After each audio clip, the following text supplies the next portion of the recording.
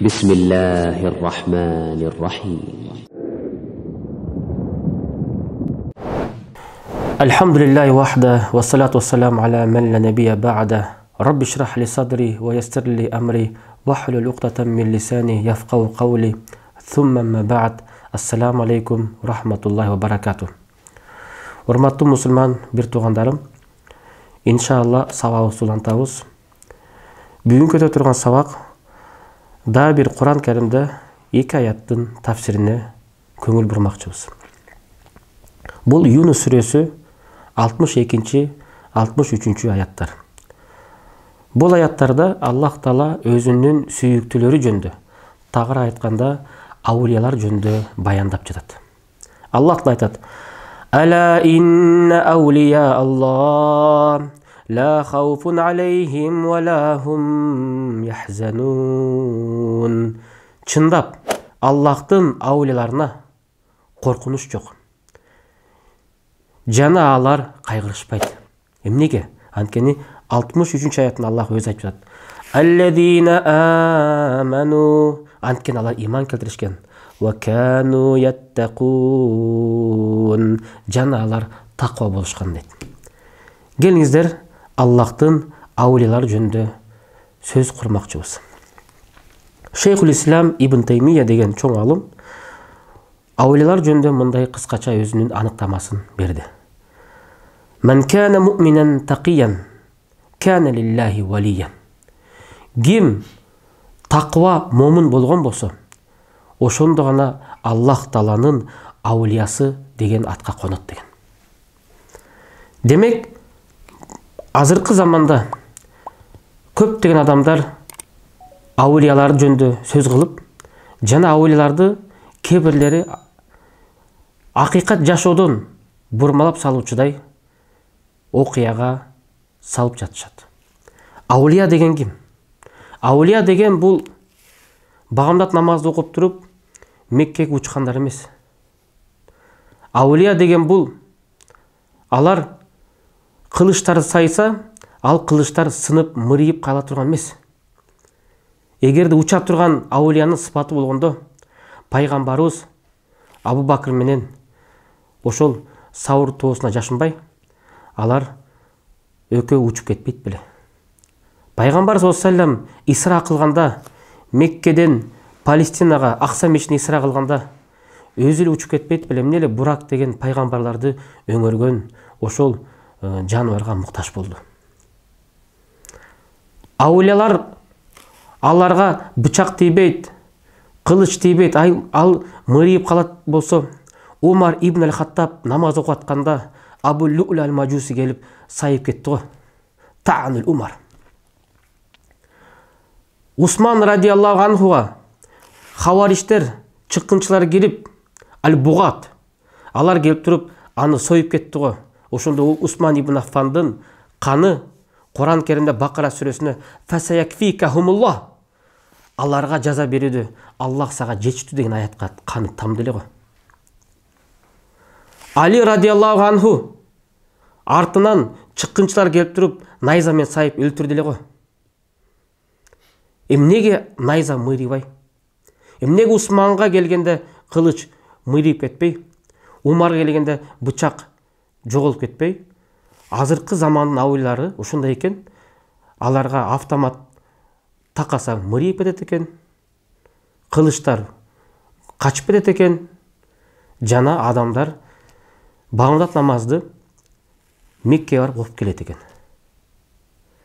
Мен айтмакчымын, ал ошол күнү балким арак ичип, мас болуп, багамдатка келе албай, жашынып, үйүндө жатып калса керек.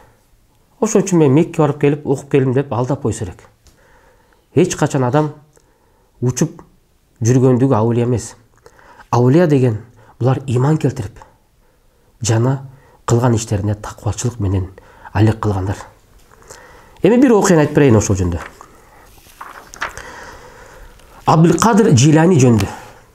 Бул Ханбал мазхабындагы чоң бир алым болгон. Ра фил манам нуран азиман. Түшүндө түш көрөт экен. Чоң бир нурду көрөт экен. Аябай чоң экен. ясма минху саутан якулу.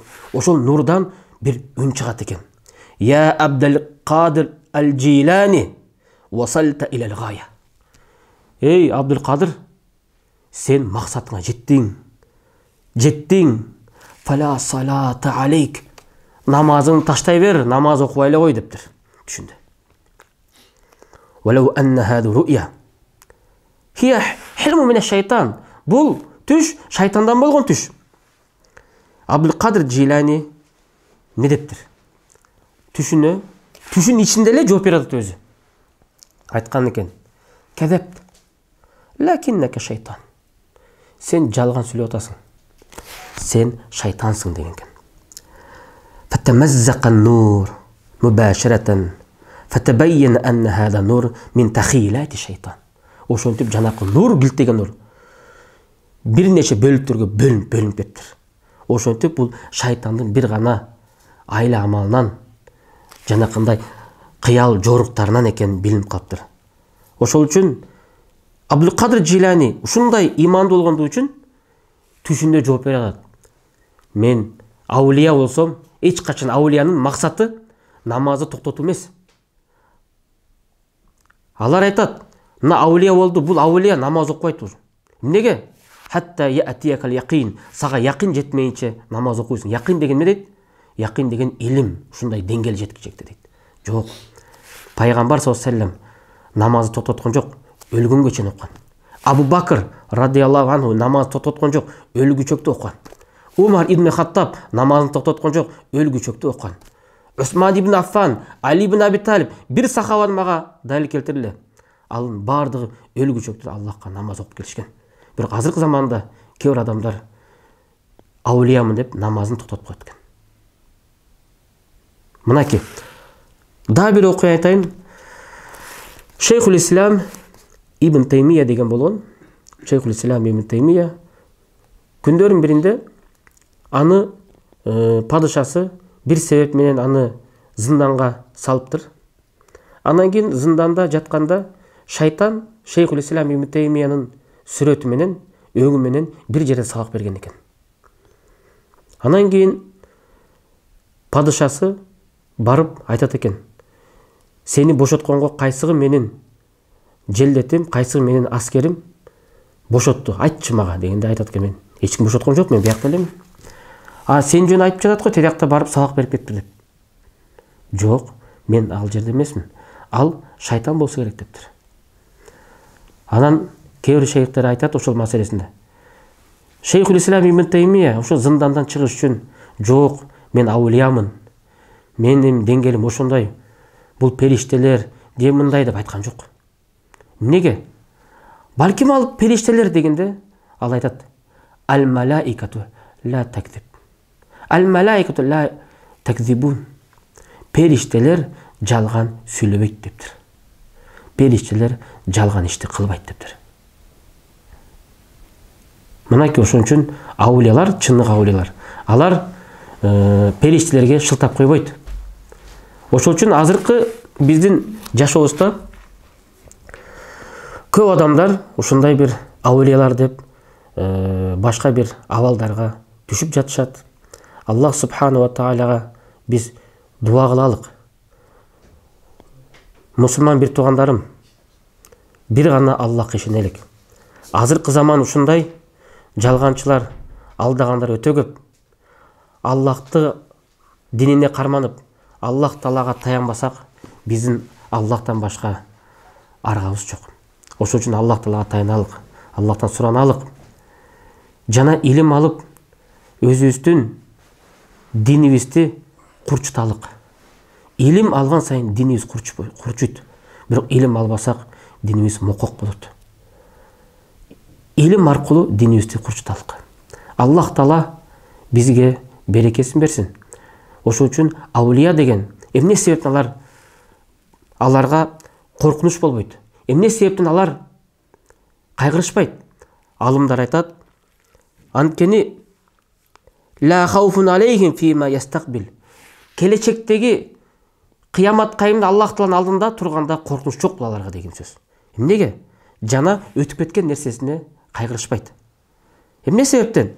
Анткени алар бул дүйнөдө жашоосун таквачылык менен, ибадат менен өткөргөндүгү үчүн эмнеге коркот? Жана Аллахтын алдында турганда ахиретте эмнеге кайгырат? Кайсы күнүнө кайгырат? Багымдатты окуя калгандыгынабы? Альхамдулилlah, багымдатты окуйт. Илимди алган, Аллахтын акысын берген, пайгамбардын акысын берген, динин акысын берген, элинин акысын берген.